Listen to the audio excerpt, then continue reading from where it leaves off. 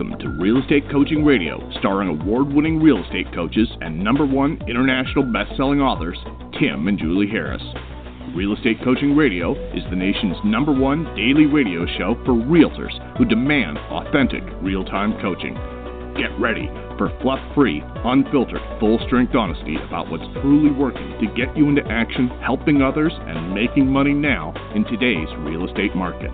Now to our hosts, Tim and Julie Harris.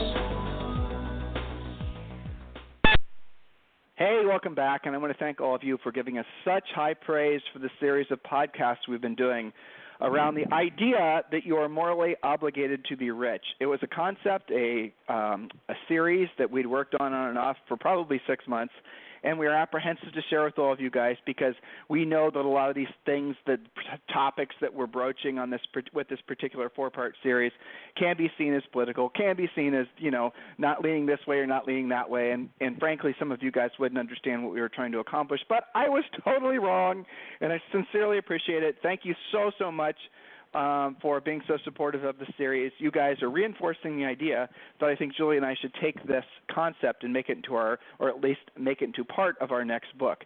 So, Julie, without any further delay, welcome to today's show, and you are unmuted. Yes. I checked. Oh, good. Yeah. You're ahead of yourself today.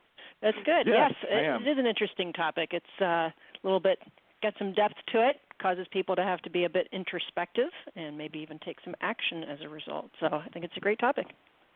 It's one of those things that when you start thinking about it, if you just play around with the idea that you're morally obligated to be rich, and you think about some of the other things that you and I touched on in the first 3 parts, if you actually allow yourself to kind of deep dive, you'll identify with a lot of things that we're saying. And here's the fascinating thing, guys, and this is when you come across something where your initial reaction is negative, where your initial reaction is like revulsion or your initial reaction is disagreement, that right there is telling you that your ego is trying to protect itself. I know I just said something that's totally obtuse and you guys don't get it. By the way, if you want to read a great book by our friend Ryan Holiday, you want to get the book Ego is the Enemy, Ego is the Enemy by Ryan Holiday. But the essence of it is we all have this innate desire to try to keep ourselves within these little boxes. You don't, we don't, I don't wake up in the morning and saying, I'm going to see how uncomfortable I can make myself today.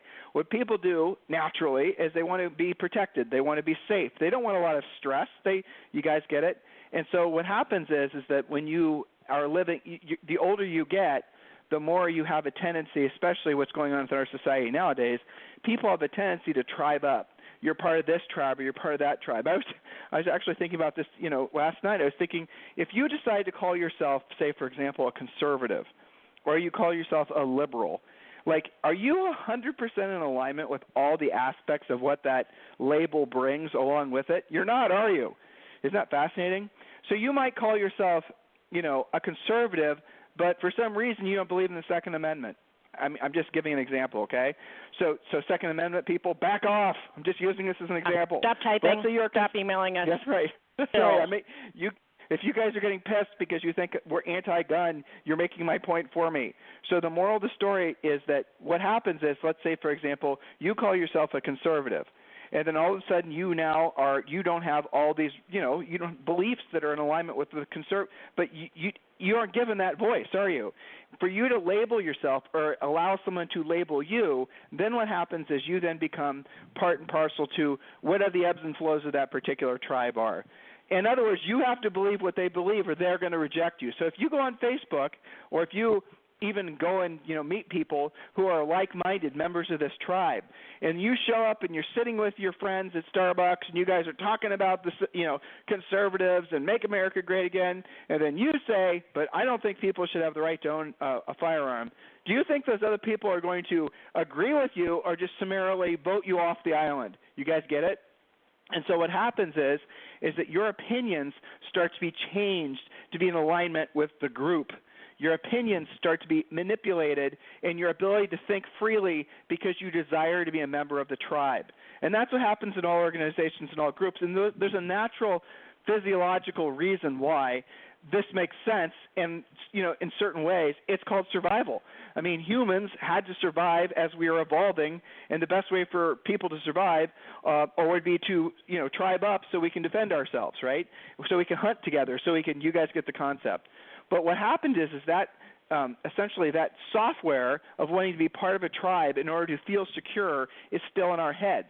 And as years have passed, like thousands, do we really need to be part of tribes anymore? No. But do we still have the innate desire to be part of a tribe? Yes. And that tribe then also, it makes you poor, because you're now part, whether you know it or not, of a poor tribe, or you're part of a middle class tribe, or you're a part of whatever group you find yourself within as you've gotten older. That's a lot of the reason why you're experiencing what you're experiencing on this planet. Your exact surroundings are essentially determined by the actions you took to be in compliance with the tribe that you decided to be a member of. Does that make sense, listeners?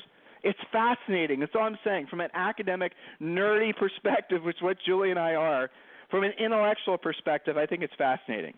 And so you got to realize, again, it's not all bad. Okay, I get it. I understand the concept of what Tim and Julie are saying. I get it. But here's the problem. Ultimately, is the tribes that are now taking hold are also wanting you to be poor. And that's the concept that I think a lot of you, that frankly I was worried you'd find overly offensive. A little offensive is fine. Overly offensive is no bueno. But you didn't. I think you got the concept. Because in order for the government tribe to have power, oh gosh, some of you who didn't listen to the first 3 shows don't know what the hell I'm saying, but in order for that to happen, you can't be rich. If you're rich, they can't control you. The way that you voluntarily give more control up to the government tribe it is by feeling insecure, by feeling like you need them to protect you. It goes back to the whole tribal software that we have in our heads when we're all running around in, animal skins trying to hunt saber-toothed tigers. You guys get the point? That's where it all comes from. And we just progress through life without actually taking a moment to consider why we think, why we act like we act. And you will only become essentially within the confines, you'll only evolve and become the person within the confines of that tribe. Sometimes people, they break it down even further and say you're only going to your environment essentially is what ultimately determines your level of existence on this planet, and that's true. But that doesn't. So if you take that literally, then you're thinking, well, your house and your this and all those things are true. But really, it's your I was going to say physiological environment, but that's not really what it is. It's your psychological tribe. It's how you align yourself with your belief structure. That's what's the ultimate thing that's going to keep most of you guys poor and has kept you poor. And we talked about in the first 2 podcasts about really if you get to the root of what your true philosophy is on rich people, and then it doesn't take too long for you to pick a scab and you realize, hey, guess what? I got some really nasty beliefs about rich people. I have some really nasty beliefs about salespeople. I have some really nasty beliefs about, maybe people should only have this much money. After all, why should that person have so much more money than the others? Well, on the headlines of Bloomberg today or CNBC, there was some article, because I always look for housing articles every morning, and then I just click off. I just look for housing articles, and I'm off. And then what was it? Bernie Sanders or somebody said that there should be a law in place. I'm trying to sound like Bernie Sanders. I'm doing a terrible job. That says that essentially CEOs should only make a maximum of a certain percentage more than the lowest paid employee in the company. There's some obscene thing like that. And like up in Canada, for all of our Canadian clients, I was listening to a podcast where they were talking about Justin Trudeau. Trudeau. We met that guy, by the way. Julie and I met him, actually, on accident. We did. Anyway, that's a different story. So, so he is in a situation where he's now trying to pass these taxes.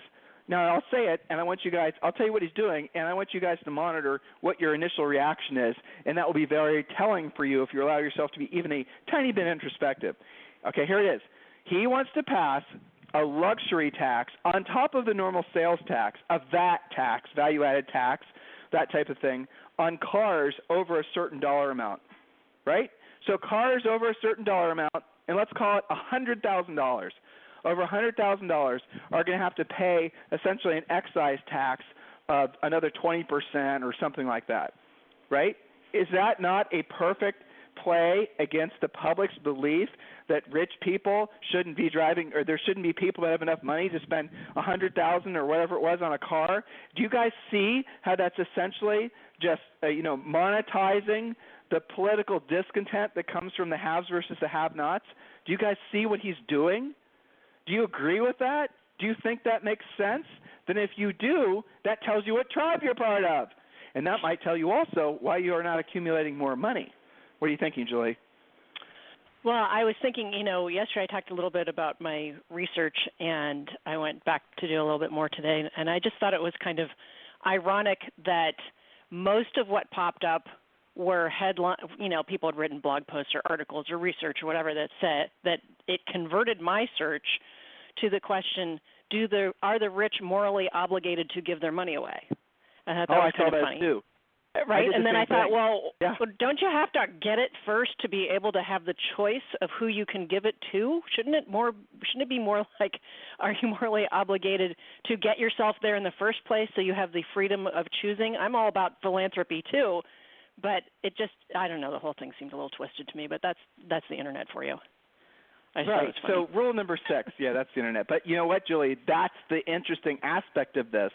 Is I was searching, and I have researched this topic because it seems to me like this is a story that needs to be told, and I'm hoping we're doing a great job of it, or just laying the foundations. And assuming these article or these blog or these podcasts get indexed into Google, ours will be the only articles out there, podcasts out there, that are taking the opposite stance against all those articles about rich people should be giving more of their money away. Isn't that fascinating? Funny. It is. Crazy. It's amazing. But you know what? It's not like you and I are the only ones that think this. But but people are afraid to say it, and that's even more shameful. For sure. Why are people afraid to even talk about this? Isn't that interesting, listeners? Have you ever thought about all of this? Put it in context and make it personal, because that's what this is all about. Why aren't you rich? And rich is where your money works for you, and you no longer have to work for your money. And use Tim and Julie's, essentially easy to understand definition of rich. That means when you have enough money coming in to cover all your personal overhead, in most cases it's less than $10,000 a month. See, it's a very simple to accomplish definition of rich. And yes, Julie and I have another series of podcasts that we're dusting off and polishing up for the sake of essentially telling you about the phases of wealth building. We're going to be doing that hopefully in the next 2 weeks. I'm really looking forward to that one too. It's our previous podcast, but we've amped it up. We've got drilled down a lot more and gave you a lot more specific how-to information when it comes to building your own personal wealth building plan. Okay, so we're going to get to rule number 6. And I'll read this, and then Julie and I will talk about it a little bit. Rule number 6, and remember the previous 5 rules are in the first 3 podcasts we did on this series. Rule number 6: if you're not rich and free, you can tell I wrote this, listeners. It's because you're choosing to be poor and dependent. You are making that choice. Someone else has not made that choice for you. Obviously, especially after listening to the first 3 shows, you now know it was your choice. Obviously, some people are born on third base and act like they hit homers. But stop thinking that the vast majority of millionaires and billionaires aren't self-made. They are. Stop being in conflict with why someone is rich.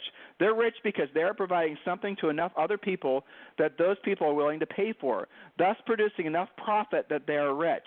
If your primary aim is your immediate safety and security and 2 weeks off for vacation, and that's the only contribution you're willing to make, minimum effort to maintain minimum comfort, if your every waking moment is seeking comfort, you have chosen to be dependent. If you've chosen to be a slave to your own limiting beliefs, the Social Security Administration states that 95% of people retire being dependent either on the government or a family member. I think it was 93% or something like that. But that was an interesting statistic, and that number's been out forever. By the way, if you guys are real nerds like we are, the Social Security Administration's website has some of the coolest, best statistics I've ever seen in my life. You should pop over there and click around and see the different numbers that they have. But that's something that Julie and I discovered back when we were early 20s, when we first started paying taxes, basically, when we were selling real estate, is that essentially 95 or 93 or something like that of everyone when they reach retirement age, wherever that is nowadays, I think it's 67, where you can start getting all your Social Security benefits, they're either dependent solely on the government, i.e. Social Security benefits, or a family member or both just to make ends meet, or they'll be essentially in poverty. So here they've had almost, 70 years basically, because they got their financial acts together, and they don't ever do it. Why? And they die, and they basically, their final years are worrying about money. Oh, that's fun. That's a good way to live. So that's an interesting statistic. And here's another fun one. Again, I don't remember the exact number, but essentially, it's like 95% of everyone is born and dies within the same 25-mile radius of the same spot.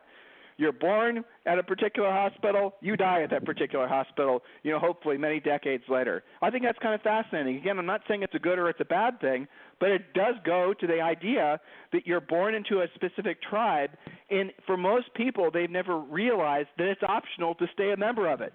It's optional for them to not expand outside of their tribe and really search out for what might be more in alignment with what their highest and truest purpose on this planet is, which really gives me the impetus. What's the word, Julie? Impetus. That's right. For this final point, and this is point number 6.5. But before I get to point number 6.5, I want to quickly remind you: if you guys want a free coaching call, if you want a copy of our book, Real Estate Treasure Map, the easiest way for you to get that for free, and like I said, you'll get a free coaching call. It's just text the word Harris, Harris, to 31996. Text the word Harris, Harris, to 31996. We will literally text you back the second you text with a link. You click the link. You will then go to our website. You will download the Real Estate Treasure Map, which is your fill-in-the-blank business plan. It is the very first step that we have all of our paid coaching members do. When you join our coaching program, job one is to finish your Real Estate Treasure Map, because that is your North Star for everything you're doing in your real estate business. It goes into the weeds as far as all your numbers and helping you determine exactly the number that you need to be rich. And I'll just tell you, though, for the most part, having done this with bazillions of agents on one-on-one calls and big public events, the number is almost $7,500. So don't take my word for it. You might be surprised. It might be less or it might be more. The biggest one I've ever had, like I told you guys the other day, was someone who was spending $130,000 a month consistently in their personal life for their personal overhead. Lots of trips to Neiman Marcus that seemed to spend a very consistent amount of money was one of the things I saw on the Amex bill when I was helping them go through their numbers. But text the word Harris, Harris, to 31996. Oh, and also, I know some of you, a lot of you, are curious about EXP. You're maybe ready to join EXP. If you're interested and you've not named your sponsor yet and you'd like to talk about EXP, I want you to text me directly, and that's 512-758-0206. Just text me directly if you're more than EXP curious, you're ready to join EXP. Text me to just text me. It's my cell phone, 512-758-0206. If you're interested in learning about EXP, go ahead and text the words EXP to 31996. Just text the word EXP to 31996. But if you are ready to join EXP, just go ahead and text me directly to my cell phone, 512-758-0206. So this was part of point 2, but I think it's really important to remember this, that the highest and truest purpose of all of us on this planet is to be of service to other people. Just for the sake of conversation, don't wrestle with that in your head. Let's just assume you believe that. Let's just assume you do, just so that you can open your mind to the next point. If you believe that's true, and you understand that that is where you feel the most fulfilled, where you feel the most like you're making a contribution, you feel like the person you want to feel like when you're helping somebody else. That is true for all of us. That's something that's written into all of our software. Okay? So if those things are true, here's the secondary thought. And this is where it gets interesting. If you accept that that's true, what happens as a result? 2 things. Number 1, you're going to want to learn how to be of service to more people. In order to do that, you're going to then refocus your mind away from the silly ego crap that so many of you guys are addicted to, the social networking, the Instagram followers, the videos, all the stuff that does not do anything to be of service to anybody other than essentially boosting your ego. You think you have to be an internet celebrity. You think you have to be an influencer, and that's going to attract people to you. It's a lie. You guys you know it's a lie. When you talk with somebody who's selling 100, 200, 300 homes per year, chances are they're doing stuff like that, but then when you get into their numbers and you look to see where their business is coming from, none of it comes from stuff like that. Their business all comes from the stuff that Julie and I teach you guys how to do as part of our coaching program. Right? Now, why do they do the other stuff? Because they have not actually had an honest conversation with themselves about where their business comes from. That's usually why they're on the phone with me. And then when we're talking, we go through all their numbers. We look to where their deals came from. Obviously, all of our coaches do this, all of our Harris certified coaches.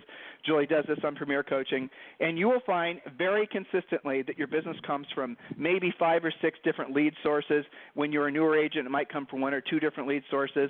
But the moral of the story, guys, is that other stuff that's out there that you're wasting your time and money on.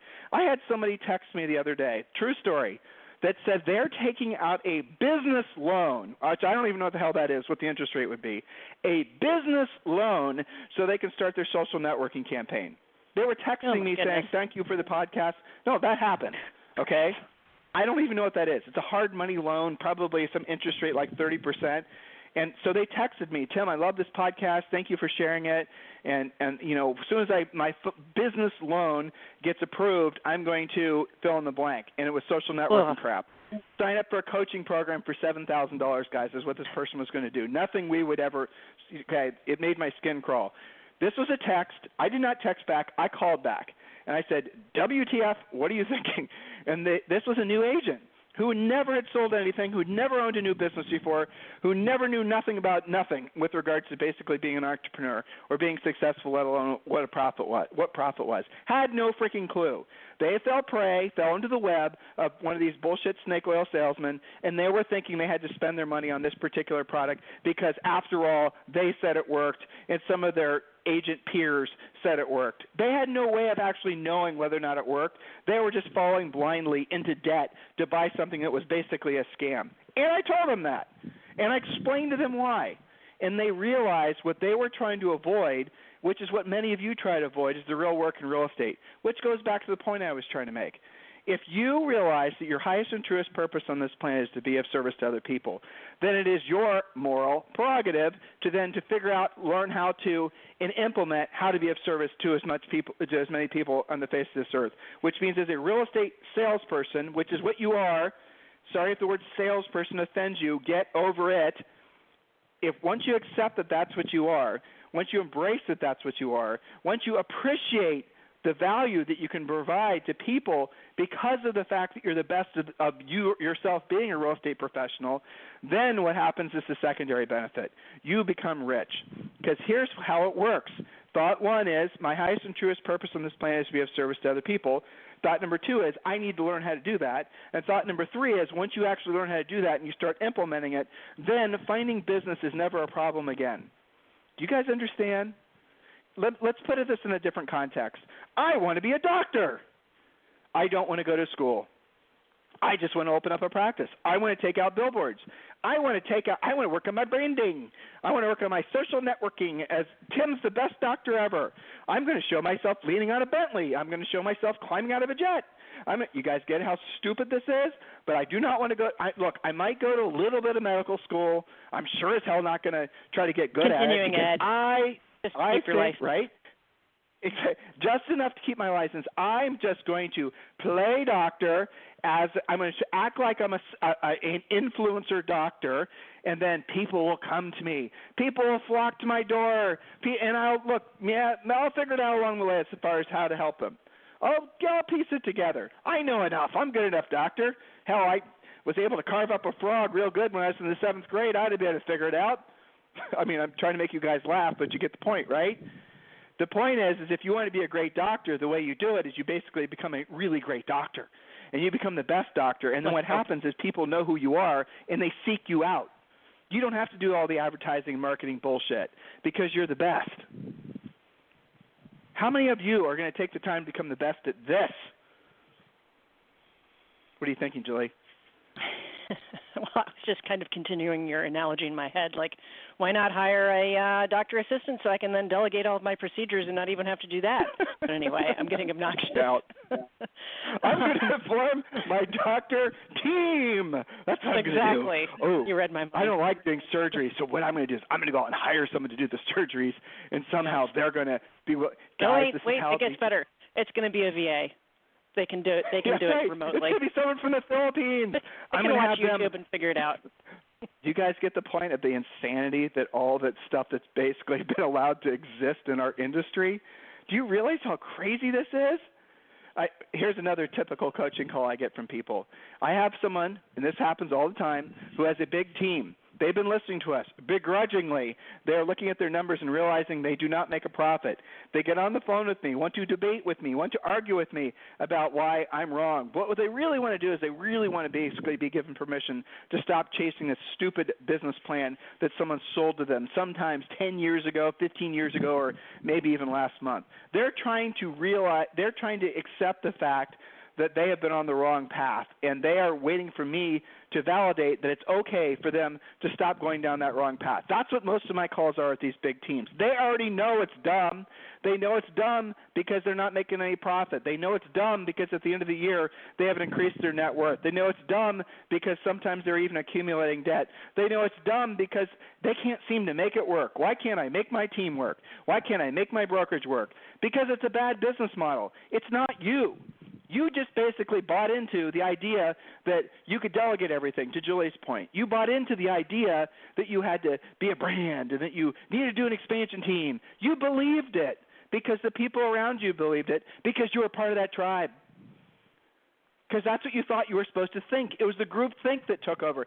I've seen I don't care. I've seen a chart that's given in presentations at Keller Williams. And I believe it's called the Keller Williams Opportunity Chart. At the very bottom of the opportunity pyramid is real estate agent. And then you're supposed to go to real estate agent. Then you're supposed to go to different levels of team building. And then you're supposed to go to this. Then you're supposed to go to that. If someone comes into real estate and they have no business background and they look at that, they think to themselves, that is what I'm supposed to do. Nowhere on the opportunity chart is there a disclosure about where the profit comes in. Not part of the conversation. Opportunity chart created by Keller Williams to essentially make it so that you are their opportunity. Don't you guys get it? You're coming in the front door. You then chase this opportunity chart thinking this is what you're supposed to do. I'm supposed to build a 7-level team. Okay? That is in alignment with what is best for them, not is what best for you. You're being used.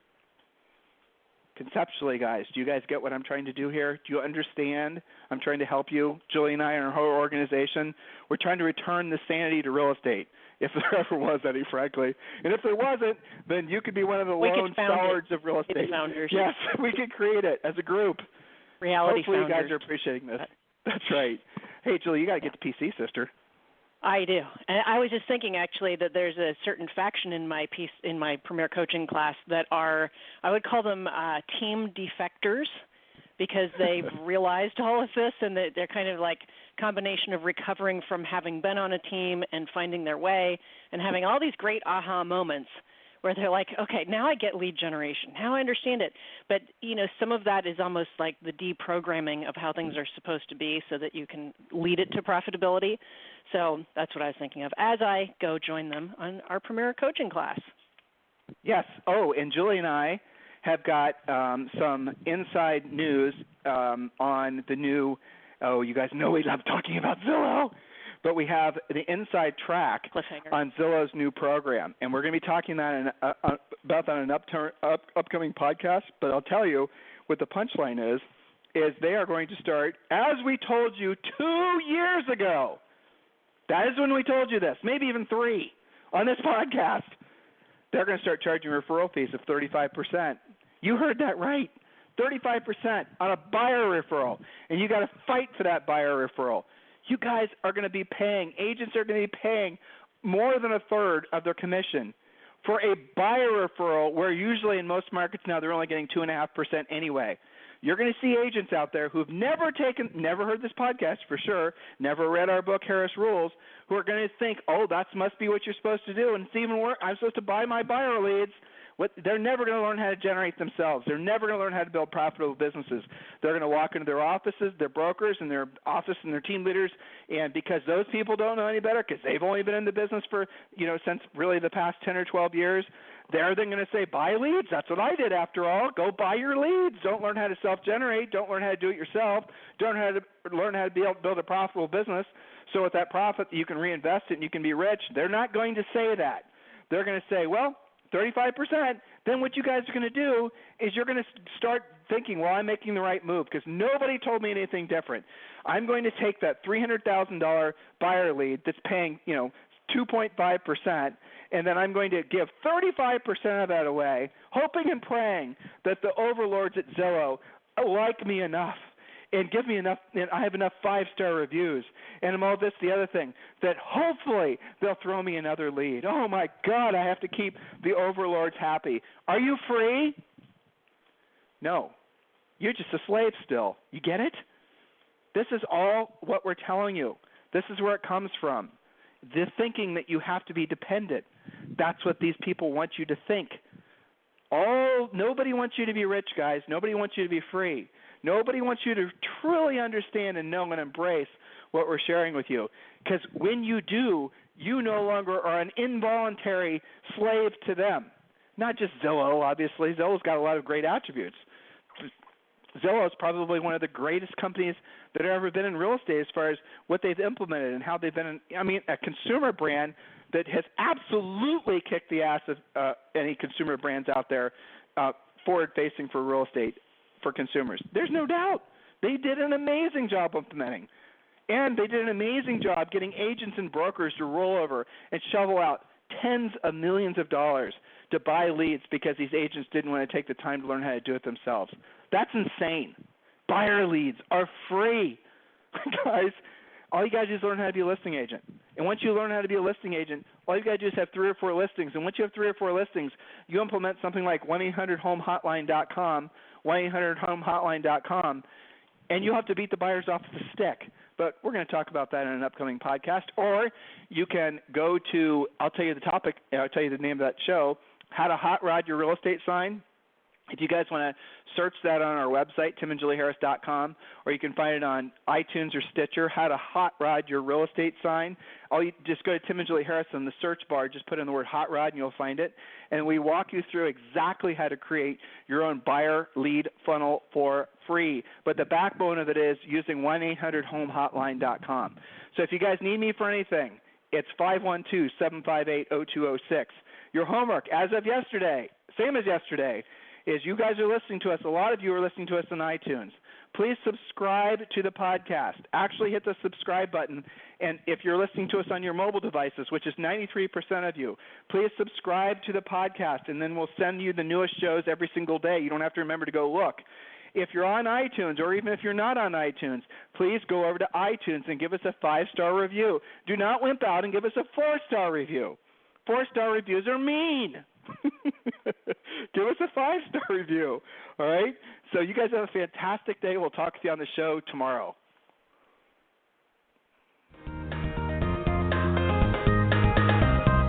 This program has been a presentation by Tim and Julie Harris, Real Estate Coaching. For more information on our real estate coaching and training programs, visit our website at timandjulieharris.com. Remember to tune in weekdays at noon for upcoming shows. And until next time, thank you for listening to Real Estate Coaching Radio with Tim and Julie Harris.